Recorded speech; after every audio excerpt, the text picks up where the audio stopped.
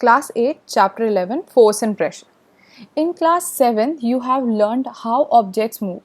Do you recall how we can decide whether an object is moving faster than the other? So can you decide, you can compare between two objects कि एक की speed कम है and दूसरे की ज़्यादा है. What does the distance moved by an object in unit time indicate?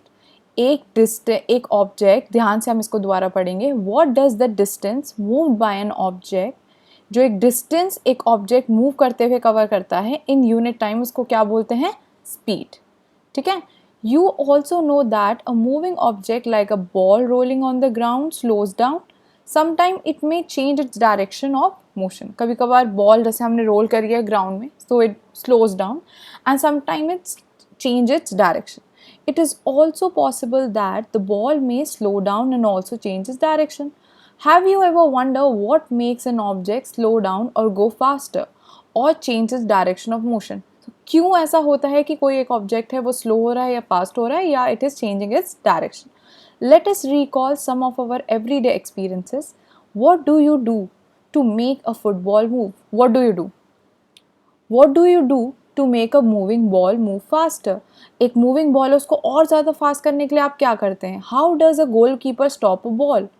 A hockey player changes the direction of the moving ball with a flick of the stick.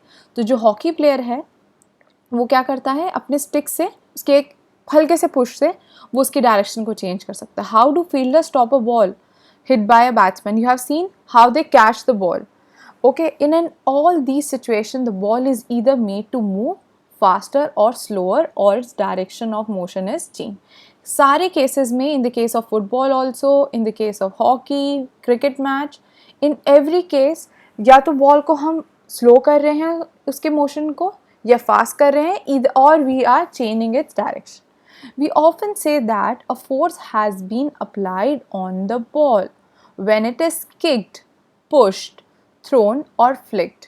जब भी हम एक बॉल के ऊपर प्रेशर अप्लाई करते हैं तो या तो वो किक हो रही है या उसको हम पुश कर रहे हैं या हम उसको थ्रो कर रहे हैं. What is the force? So now we are going to see what is the force.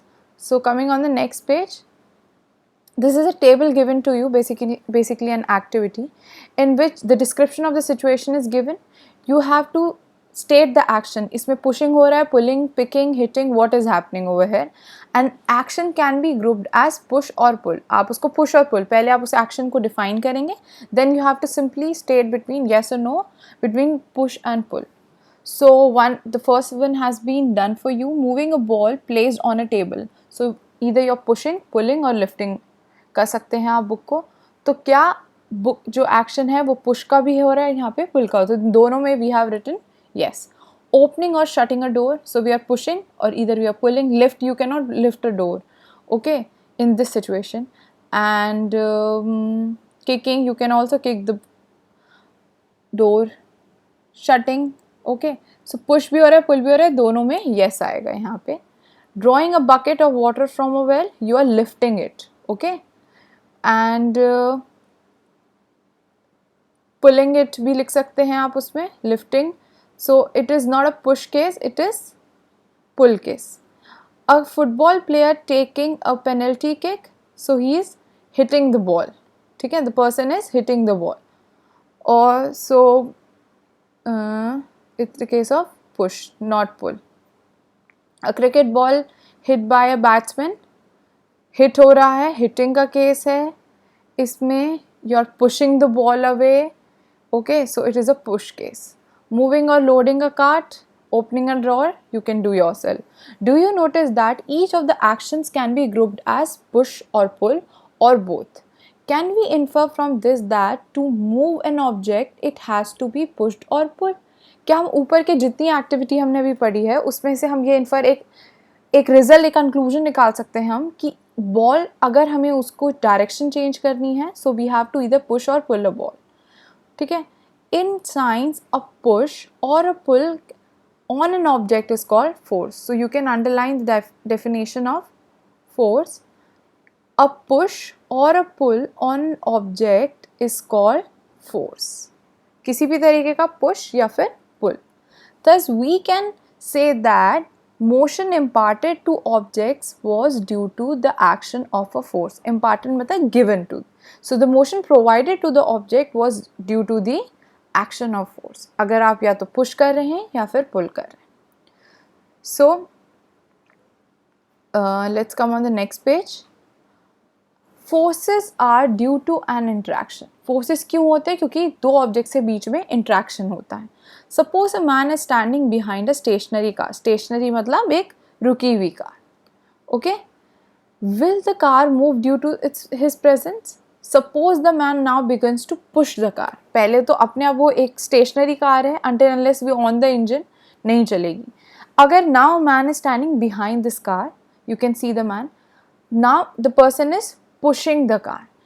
He applies a force on it. The car may begin to move in direction of the applied force. Direction of the applied force मतलब जिस direction में वो force apply कर रहा है. अगर वो इस डायरेक्शन में फोर्स अप्लाई कर रहा है तो इस डायरेक्शन में कार मूव करेगी. इट इज रिटन मे, कर सकती है अगर उसका फोर्स ज़्यादा होगा तो कार के वेट से. ठीक है, इसने यहाँ पर इधर इसकी डायरेक्शन में पुश किया तो इधर मूव करेगी. इधर राइट हैंड साइड पे अगर इसने यहाँ if the man would have been standing here and इधर वो उसको पुश कर रहा होता तो वो इस साइड मूव कर रही थी. You have to keep in mind the direction of the applied force. जिस डायरेक्शन में फोर्स अप्लाई हो रहा है उसी डायरेक्शन में कार मूव करेगी. Note that the man has to push the car to make it move. अब उसको पुश करना है उसको, तो वो जिस डायरेक्शन में वो पुश कर रहा है उस डायरेक्शन में वो कार मूव होगी.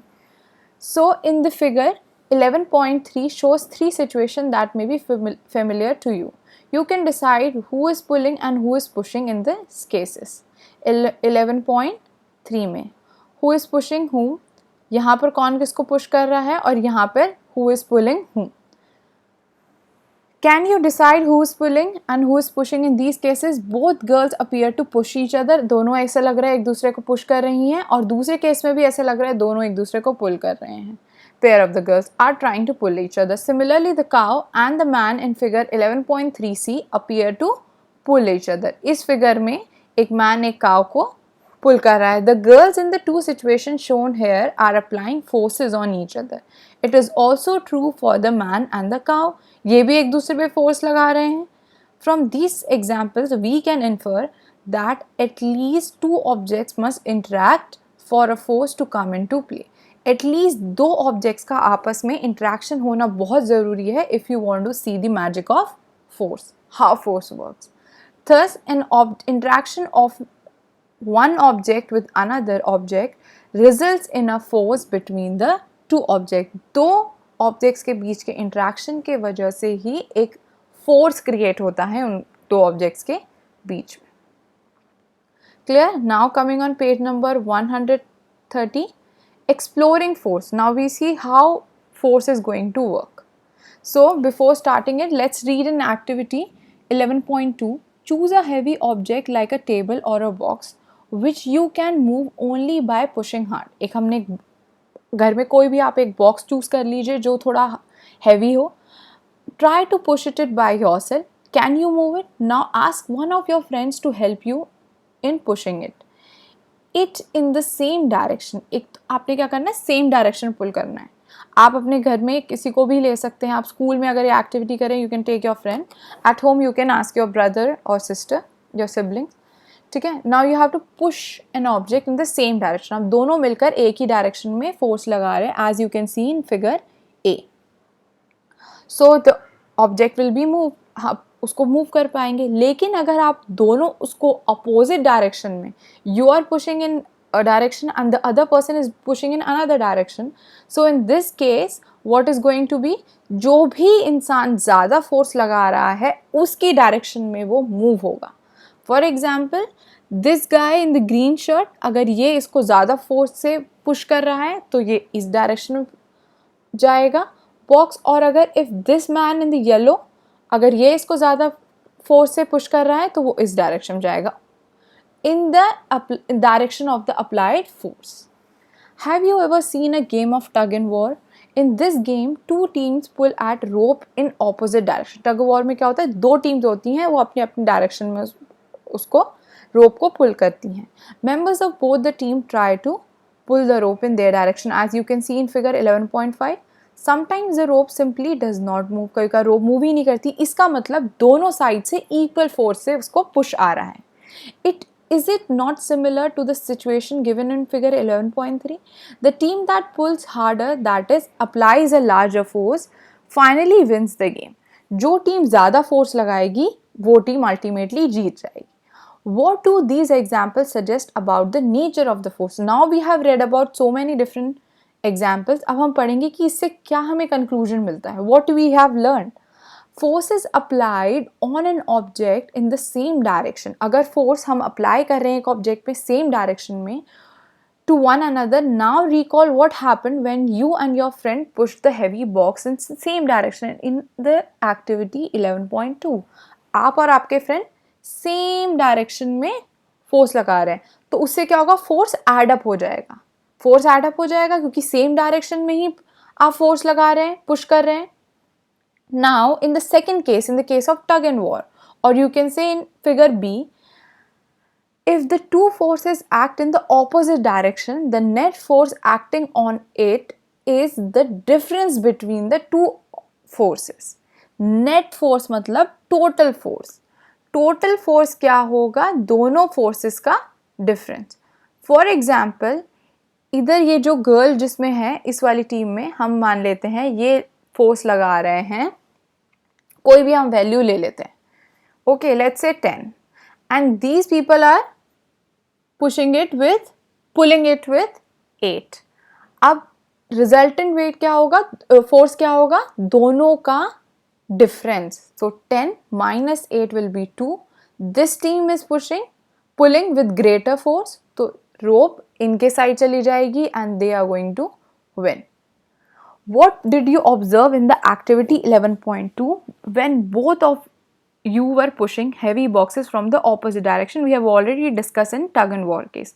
So keep in mind difference between the two forces. दो forces के बीच का difference. मान लो ये टीम 10 लगा रही है, ये टीम 8, कोई भी हम ऐसे वैल्यू ले रहे हैं, ठीक है, हाइपोथेटिकल वैल्यू ले रहे हैं. 10 minus 8 डिफरेंस बोला है तो 2 विल बी, 2 आया डिफरेंस कौन सी टीम के थ्रू, ये वाली टीम के थ्रू, तो they are pulling with greater force.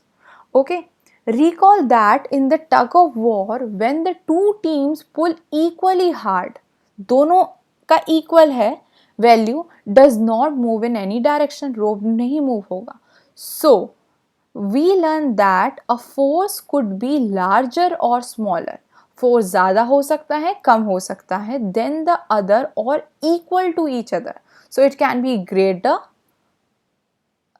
smaller, or it can be equal. The strength of a force is usually expressed by its magnitude. जो स्ट्रेंथ है force की वो किससे हम उसको मेजर करते हैं, एक्सप्रेस करते हैं, मैग्नीट्यूड. सो जो मैंने 10 और 8 लिया, you can say it has 10 magnitude and the right hand side the boys team had 8 magnitude, has the magnitude 8. We have also to specify the direction in which a force act. हमें उसको एक direction भी देनी पड़ेगी. Value we have given in the form of magnitude. Now we will talk about direction, कि वो किस direction में जाएगा. Also if the direction or the magnitude of the applied force changes, अगर ये magnitude change हो गया और force भी change हो तो applied force भी change हो जाएगा. जैसे अभी ऊपर वाले केस में टग एंड वॉर में this team was having 10, this team was having 8. So 10 was greater than 8, तो टोटल मैग्नेट कितना आ गया, रिजल्टेंट कितना आ गया इनका difference 2. So this team was pushing it with greater magnitude जो 2 था, तो रोप किधर की साइड जाएगी, दिस डायरेक्शन. जैसे ही इस टीम ने अपना 12 कर लिया, द बॉयज टीम, इन्होंने अपना मैग्नीट्यूड 12 करा, तो 10 और 12 हो गया. 12 is the greater by 2 digits, तो ये इधर चला जाएगा. फोर्स किधर की डायरेक्शन किधर चेंज हो गई, right hand side. Okay, so once the magnitude changes the direction also changes of the applied force. Now coming on the next page. Before starting the next topic, ऊपर देखें आप एक blue yellow box में it is written in general more than one force may be acting on an object, एक से ज़्यादा force भी act करता है ऑब्जेक्ट में, इसलिए हम उसको नेट फोर्स बोलते हैं। ओके जो उसका इफेक्ट है वो ड्यू टू नेट फोर्स आएगा। एक बैट्समैन ने हिट किया बॉल को, ओके बॉल गई हवा में नीचे आई, the fielders catch the ball, so the result in what is going to happen with the ball, क्या बॉल वहीं रुक जाएगी या बॉल हाथ से ड्रॉप हो जाएगी, बॉल कितनी स्पीड से जाके स्टॉप होगी, तो it all depends on the net force applied. Batsman ने कितने उससे फोर्स से हिट किया, कितनी फोर्स से क्या बोलते हैं जो फील्डर है उसने उसको रोका। So a force can change the state of the motion. अब हम पढ़ेंगे कैसे मोशन चेंज होता है, state of motion. Take a rubber ball and place it on a level surface such as table और अ कंक्रीट फ्लोर पे हमने वो रख दी। Now gently push the ball along the level surface, हमने उसको पुश किया। Does the ball begin to move, push the ball again while it is still moving। हमने उसको पुश किया, ऑब्वियसली वो बॉल रोल होगी और उसको दोबारा रोलिंग बॉल पे ही हमने उसको क्या किया, दोबारा से पुश किया, सो ऑब्वियसली वो इंक्रीज होगा। अगर हम उसको अपोजिट डायरेक्शन से आके रोकेंगे, now the ball will going to stop, तो डिक्रीज हो जाएगा। You might recall similar situation, for example while taking a penalty kick in football the player applies a force on the ball। जो penalty ले रहा होता है the person hits the ball, so the person applies the pressure on the ball। Before being hit the ball was at rest, लेकिन ball उससे पहले क्या होती है, rest पे होती है, stationary होती है, and so its speed was 0। The applied force makes the ball move towards the goal। जैसे ही उस penalty player ने क्या करा, किक किया बॉल को, the ball is going to move towards the goal. Suppose the goalkeeper dives और jumps up to save the goal. By his action the goalkeeper tries to apply a force on the moving ball. उसने क्या किया, first of all first case क्या हुआ, जो ball थी वो stationery थी, रेस्ट पे थी, जो पेनल्टी प्लेयर था उसने किक किया बॉल को, जैसे ही उसने किक किया बॉल कैसे आ गई, मोशन में आ गई, रेस्ट से मोशन में आ गई। अब now the goalkeeper is there in opposite team में जो उसको रोकेगा, सो गोलकीपर ने डाइव किया या जंप किया, उसने बॉल को स्टॉप किया या डिफ्लेक्ट किया, सो जितना उसने प्रेशर लगाया उससे क्या हुआ, उस बॉल को वो रोक पाया है या फिर उसने उसकी डायरेक्शन को चेंज कर दिया है। If the goalkeeper succeeds in stopping the ball its speed decreases to 0। और अगर वो सक्सीड कर लेता है उस बॉल को रोकने में, तो उस बॉल की स्पीड 0 हो जाती है। Again the balls come in the state of rest. These observations suggest that a force applied on an object may change its speed। So इस observation से हमें पता लगता है जो भी हम force apply करते हैं वो object की speed को change करता है। अब कैसे change करता है, this we are going to see। First underline this। If the force applied on the object, there are two cases। If the force applied on the object is in the direction of the motion, अगर मान लो हम जो उसमें force apply कर रहे हैं वो already moving है आपकी एक ऑब्जेक्ट और you are pushing it in the same, your force is in the same direction, the speed of the object increases, उसकी स्पीड इंक्रीज होगी। If the force applied in the direction opposite to the direction of the motion, आपका motion इधर से आ रहा है और आपने उसको अपोजिट डायरेक्शन से आके आपने उसमें फोर्स लगाया है, तो ऑब्वियसली जो उसकी स्पीड होगी वो डिक्रीज हो जाएगी। बॉल आ रही है, गोलकीपर ने उसको क्या किया, स्टॉप किया, फोर्स लगाया अपोजिट डायरेक्शन में बॉल के, तो बॉल की स्पीड डिक्रीज हो गई या अल्टीमेटली स्टॉप हो गई। ओके नीचे आप देखें there is figure 11.7 where you can see there is a child who is there is a tire over there and he is pushing the tire, so tire is rolling, it is in the same direction, he is again pushing the tire into the same direction, तो उसकी speed क्या हो रही है, increase हो रही है। okay, is it clear till here? Now next page, Paheli is curious to know whether application of a force can also change the speed of an object। Let us find out। उसकी speed change होगी, हमने increase और decrease तो पढ़ लिया, so yes it is going to change the speed। Let us consider some more examples। In a game of volleyball, player often push the moving ball to their teammates to make a winning move। आपने volleyball अगर देखा होगा तो उसमें क्या करते हैं, जो टीममेट्स हैं वो बॉल को पुश करते हैं. Sometimes the ball is returned to the other side of the court by pushing or smashing it. In cricket, a batsman plays his or her shot by applying a force on the ball with the bat. Same case you can see in the match of cricket. कि batsman क्या करता है, shot hit करता है. इन is there any change in the direction of the motion of the ball in these cases? Yes. In all these examples, the speed and the direction of the moving ball changes due to the application of the force.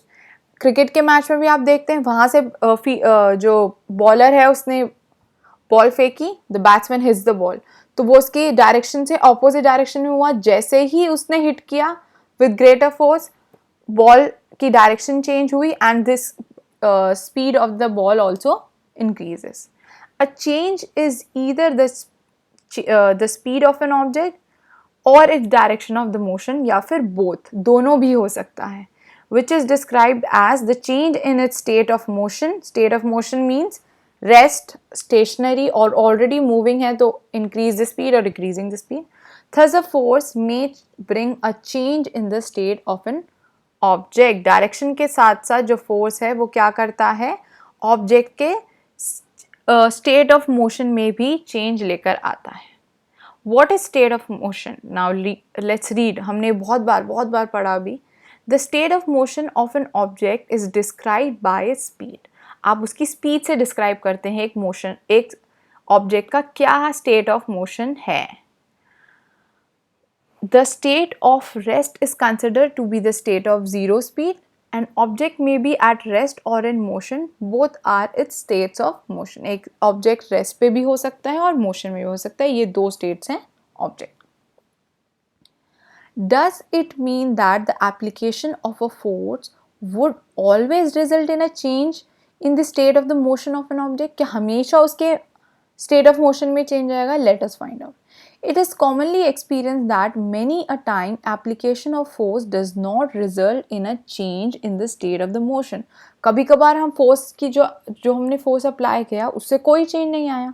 For example, a heavy box may not move at all even if you apply the maximum force that you can exert.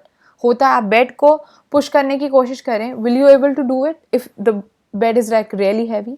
Again, no effect of force is observed when you try to push the wall. आप wall को push करोगे, कोई effect होगा? करके देखें. नहीं होगा. So sometimes when you push or pull, you see no change in the state of motion of an object. Now, force can change the shape of an object. Before starting the topic, we have a little activity over here. The first case given to you is a lump of dough on a plate. So you apply pressure on it. क्या होता है उससे? State of change in state of motion होगा? नहीं, motion तो नहीं होगा. Change in shape होगा? Yes. Spring fixed to the seat of a bicycle by sitting on the seat, उसकी shape change होगी. A rubber band by suspended from a hook, nail fixed on a wall by hanging a weight or by pulling its free end. आप उसको करेंगे तो उसकी shape change होगी. Rubber band stretch हो जाएगा और फिर compress होके अपनी normal position पे आ जाएगा. A plastic or a metal scale placed between two bricks by putting a weight on the center of a scale. हमने दो ऐसे करके एक blocks हैं, उसके बीच में we have put a scale over there and then you have put a heavy weight on it. So उसकी shape change होगी. It is going to bend a little bit from the center. Okay.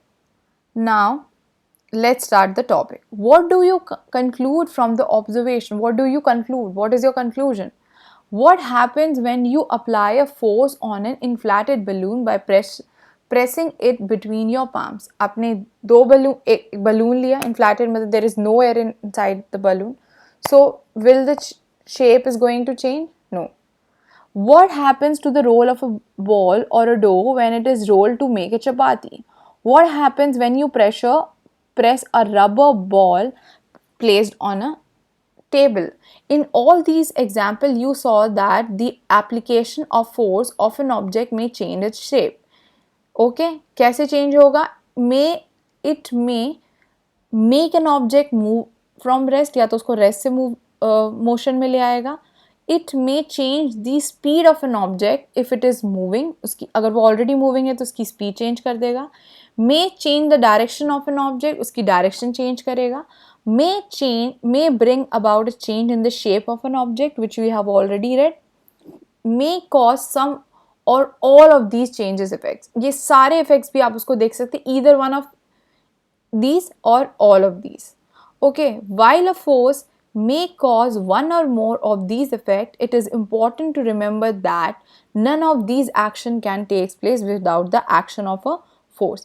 इसमें से कोई भी object के ऊपर action अपने आप नहीं हो सकता. They can not do a action until unless a force is applied on it, जब तक कि उसके ऊपर कोई फोर्स अप्लाई नहीं हो रहा. Okay, thus an object cannot move by itself, it cannot change speed by itself, it cannot change direction by itself, and its shape cannot be changed by itself. So three changes cannot be seen: the change in the speed, the change in the direction, or the change in the shape of an object.